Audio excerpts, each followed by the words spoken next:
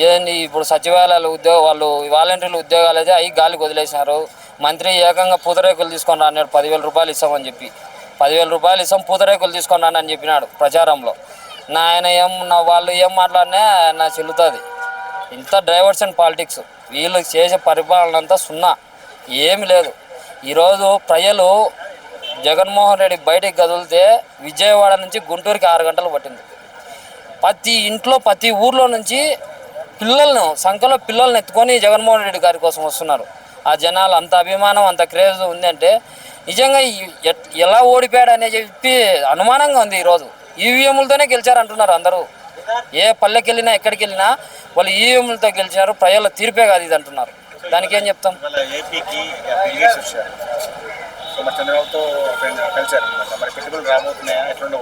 వాళ్ళు గ్రాఫిక్స్ చూపిస్తారు అంతే, ఏం లేదు. గ్రాఫిక్స్ చూపిస్తారు, అబ్బా బ్రహ్మాండంగా ఉంది అంటారు, ఇది నా విజనరీ అంటారు. ఇదే లోపల మళ్ళీ 3 ఏళ్ళు వస్తుంది.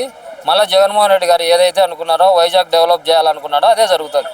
వీళ్ళంతా గ్రాఫిక్స్ ఊరికి చూపించడము, గేట్లు పెట్టడము, జయము చంద్రన్నాన్ని కొట్టించుకోవడమే వీళ్ళ పని. వీళ్ళకి పరిపాలన చేత కాదు. వాళ్ళు ఫోటోలు దిగనీకి కలర్స్, వాళ్ళ కథ, వాళ్ళ ఫ్రేములు. అబ్బా మా నాయకుడు చంద్రబాబు నాయుడు బిల్గేట్స్ను కలిసినాడు, పెట్టుబడులు తీసుకొస్తానని మంత్రులు స్టేట్మెంట్ ప్రెస్ మీట్ పెట్టడము.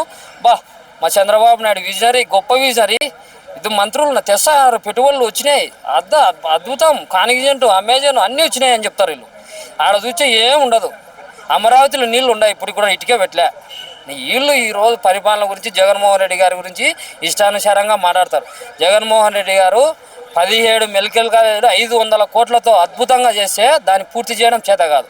పీపీపీ ప్రాపర్టీ చెప్తారు. పులివెందుల్లో పెద్ద మెడికల్ కాలేజ్ కడితే ఒక్కొక్కడు యూట్యూబ్ ఛానల్లో వచ్చి పులివెందుల్లో బస్ స్టాండ్ కులిపింది, మెడికల్ కాలేజ్ కులిపింది అని చెప్పి విషప్రచారం చేస్తున్నారు యూట్యూబ్ ఛానల్లో ఒక్కొక్కడు. ఈ విధంగా అంత విషప్రచారం తప్ప, తిట్టడం తప్ప, జగన్మోహన్ రెడ్డి గారిని అదే పనిగా తిట్టేయడము.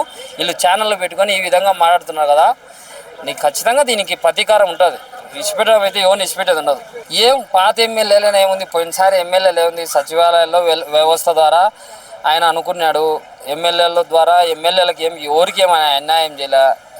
కాకపోతే ఆ కాన్స్టిట్యున్సీకి సంబంధించిన బట్టి ఆ ఎమ్మెల్యేకి క్యాడర్ను బట్టి టికెట్లు ఇస్తారు జగన్మోహన్ రెడ్డి గారు. వీళ్ళ మాదిరి టికెట్లు ఇస్తామని చెప్పి మళ్ళీ లాస్ట్లో చేతులు ఎత్తారు జగన్మోహన్ రెడ్డి. ఏదైనా చెప్తే పక్కా చెప్తే మాట మీద నిలబడతాడు. పలానానికి టికెట్ అంటే వాళ్ళకే టికెట్. వీళ్ళ మాదిరి 5 రోజులు 6 రోజులు ఎలక్షన్లు ఉండగా ఎమ్మెల్యేలను మార్చే ఉద్దేశం వైఎస్ఆర్ కాంగ్రెస్ పార్టీకి ఉండదు. అందుకే చెప్తున్నాడు, ప్రతి కార్యకర్తకు కూడా నేను చూసుకుంటానని ఆయన భరోసా ఇచ్చినాడు.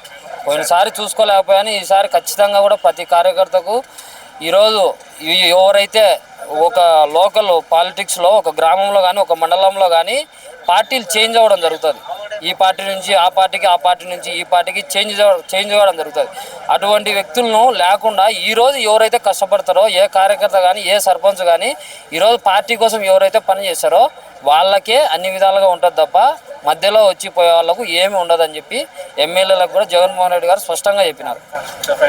వాలంటీర్స్ 10,000 ఆశపడి వెళ్ళారా, అందుకే జగన్ ఇచ్చారా చాలా మంది అంటున్నారు.